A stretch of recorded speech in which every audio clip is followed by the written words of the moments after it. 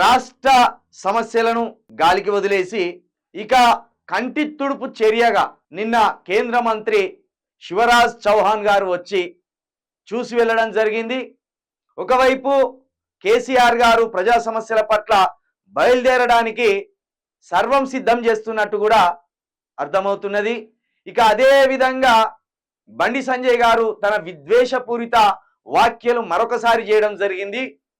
ప్రజాస్వామ్యం మీద ఏమాత్రం గౌరవం లేకుండా, రాజ్యాంగం మీద ఏమాత్రం గౌరవం లేకుండా, మనం ఏర్పరచుకున్న సిస్టమ్ మీద ఏమాత్రం గౌరవం లేకుండా బండి సంజయ్ గారు తన పూర్వపు లాంగ్వేజ్నే యథావిధిగా వాడి విద్వేషం రెచ్చగొట్టే ప్రయత్నం చేస్తున్నాడు.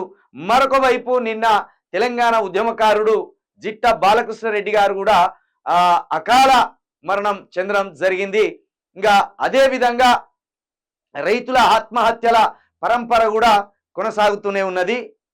ఇక రాష్ట్రంలో అనేక రకాల సమస్యలు చుట్టుముడుతున్నప్పటికీ కూడా రేవంత్ రెడ్డి మాత్రం కుక్కిన పేనులాగా ఏ సమస్య మీద స్పందించకుండా సైలెంట్గా తన పని తాను చేసుకుంటూ పోతున్నాడు. దీంతో పాటు ఇక బీసీనే కాంగ్రెస్ పిసిసి ప్రెసిడెంట్గా ఇక్కడ నియమించడం జరిగింది. ముందుగా అనుకున్నట్టుగానే రేవంత్ రెడ్డికి అత్యంత సన్నిహితుడైన మహేష్ కుమార్ గౌడ్కే పిసిసి బాధ్యతలు కూడా అందించడం జరిగింది.